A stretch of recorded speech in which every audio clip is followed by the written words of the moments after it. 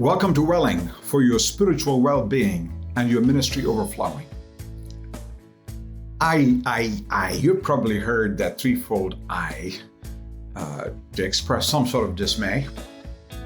It's probably borrowed from Spanish. It's found in Chinese. We have the Yiddish version of oi, oi, oi, or even in my own language, we have a version which expresses distress like ayo, not like input, output. Recently, the Oxford English Dictionary took that Tamil word and legitimized it as a phrase to show grief or even a light oh dear. We had a Swedish friend who would say, yai, yai, yai, yai, yai, sort of 5 hard eyes. And everybody knew how she felt. Between the 3 and the 5, I'm going to put 4 eyes. Pardon the play on words, but I get them from our anchor verse for this series. The verse comes from Galatians chapter 2. It is a seminal verse on how we live the spiritual life. If you take all the passages of the Apostle Paul, Galatians 2:20 actually encapsulates the dimensions of how we live the spiritual life. In fact, if you look at that verse, you'll notice the word lives occurring quite frequently, but I'm focusing on the I. There are 4 eyes in that passage. I have been crucified with Christ, and it is no longer I who lives, but Christ lives in me. And the life I now live, I live by faith in the Son of God, who loved me and gave himself for me. It's a rich, deep verse, and I'm going to try to take some time to explain this over several short videos. The word I is a simple word in Greek.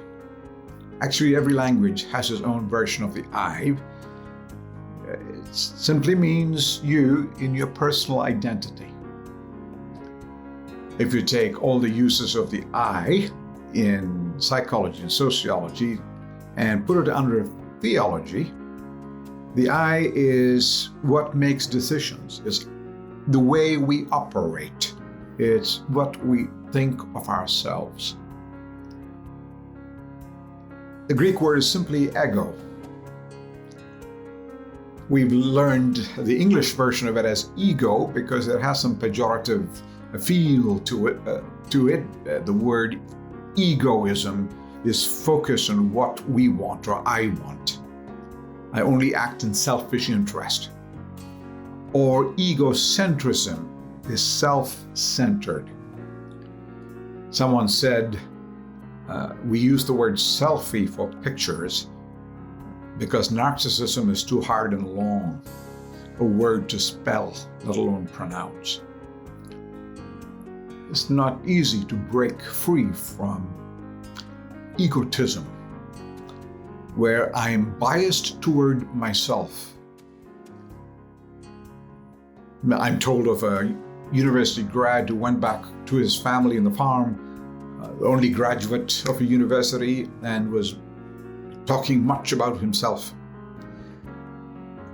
At the end of it, the farmer said to his wife, "How many university graduates does it take to change a light bulb?" And the wife said, "How many?" The man talking about it, his son, said, "1. He holds the light bulb and the whole world revolves around him."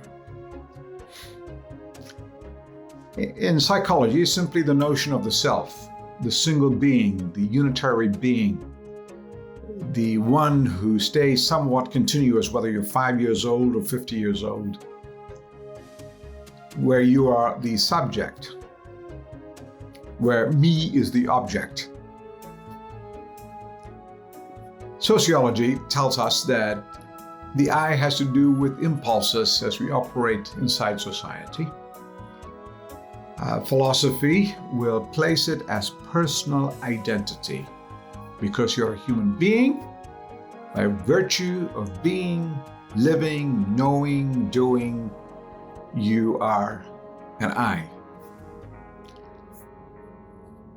Now, when we come to culture, it is more humorous, because culture attempts to influence who the I is. Here is from Hindu stratification of the highest caste in their own self-understanding and view. There are degrees and levels of superiority in their understanding and awareness. They say there's the I, the Iyer, and the Iyengar.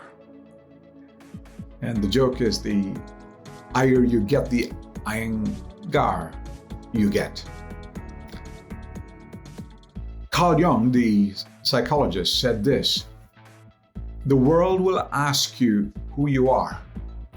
And if you do not know, the world will tell you. I want to speak about the I. Some time ago, I received a letter from a friend who said, Ramesh, I counted the I's in your letter, and there were one too many. So I counted in his note to me how many I's. And you cannot escape from it, because when you're talking about yourself, you've got to keep it. The question is how you use your I. If it is the prideful I, then you've got to address it.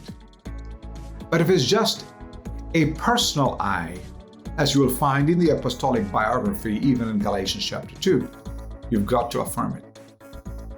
When religions say you've got to deny all your desires, we always ask, who's the I who's got to deny the desire? It seems like the I has a desire to deny the desire. You're locked in self-reference.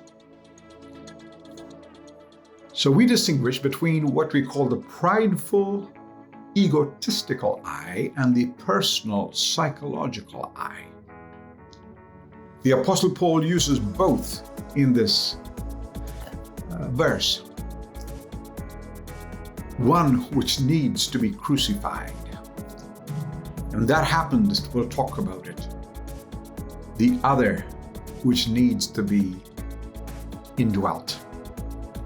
For the secret of our dwelling is his indwelling. Welcome to I.